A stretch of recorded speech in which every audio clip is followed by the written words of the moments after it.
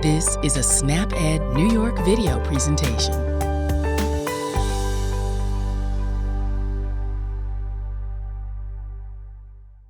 Hi, I'm Justine. Welcome to my kitchen. I'm a nutrition educator with the SnapEd program. Part of my job is helping people save time, save money, and eat healthy. Today we're going to be doing that by making one of my favorite recipes, bell pepper nachos. This recipe calls for ground meat such as ground turkey or ground beef. You can use only beans or only tofu if you prefer to. You can also choose to incorporate beans into your ground meat mix. Adding beans such as canned black beans or cooked lentils is a great way to add even more fiber and protein to a dish that's already loaded with protein and fiber. It's also a great way to stretch your food dollar because beans and lentils have a tendency to be less expensive than ground meats.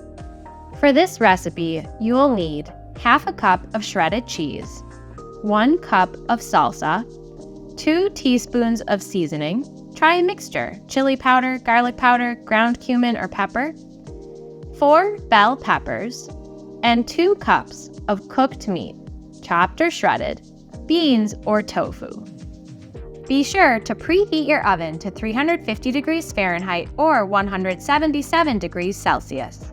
Before we start cooking, be sure to wash your hands. Remember to rinse your produce under running water before eating it raw or cooking with it. Now, slice your peppers, remove the seeds and any pith that may remain in the pepper.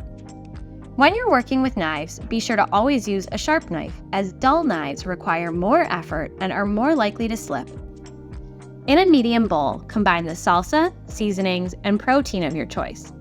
Using this seasoning is a great way to add a lot of flavor to this dish without adding a lot of sodium. Today we're using cumin, chili powder, and garlic. Now we'll arrange our cut bell peppers close together in a single layer on a foil-lined baking sheet. Now we will spoon the mixture evenly over the peppers. Next, we will top each pepper with some of that shredded cheese.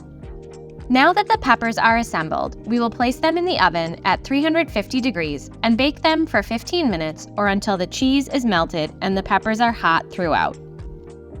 Our nachos are out of the oven and they look great.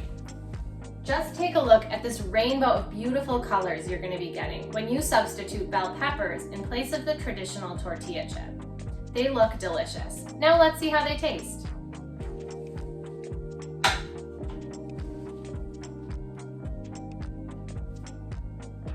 Delicious.